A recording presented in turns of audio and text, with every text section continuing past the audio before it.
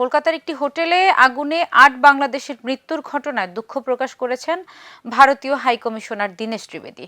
এ বিষয়ে যথাযথ ব্যবস্থা নেওয়ার আশ্বাস দিয়েছেন তিনি। সচিবালয়ে ভারতীয় হাই কমিশনারের সাক্ষাতের বিষয়টি উল্লেখ করে স্বাস্থ্যমন্ত্রী সর্দার এম সাখাওয়াত হোসেন জানান, প্রধানমন্ত্রী তারেক রহমানের ভারত সফর নিয়ে অবগত করেছেন ভারতীয় হাই কমিশনার। উনি নিউ অ্যাম্বাসেডর, এটা কার্টেসি কল সম্পূর্ণরূপে। আগামী 12 সেপ্টেম্বর ব্রিক্স সম্মেলনে যোগ দিতে প্রধানমন্ত্রী তারেক রহমান ভারতের নয়াদিল্লিতে যাবেন কিনা, কিংবা এর আগে দ্বিপক্ষীয় সফরে প্রধানমন্ত্রীর সঙ্গে ভারতীয় প্রধানমন্ত্রীর সাক্ষাৎ হবে কিনা এ নিয়ে চলছে অনিশ্চয়তা। এমন অবস্থায় বৃহস্পতিবার সচিবালয়ে স্বাস্থ্যমন্ত্রীর সঙ্গে সাক্ষাৎ করেন ভারতীয় হাইকমিশনার দীনেশ ত্রিবেদী। প্রায় 1 ঘন্টার বৈঠক শেষে সাংবাদিকদের সঙ্গে কথা বলেন তারা। স্বাস্থ্যমন্ত্রী জানান, এটি ছিল সৌজন্য সাক্ষাৎ।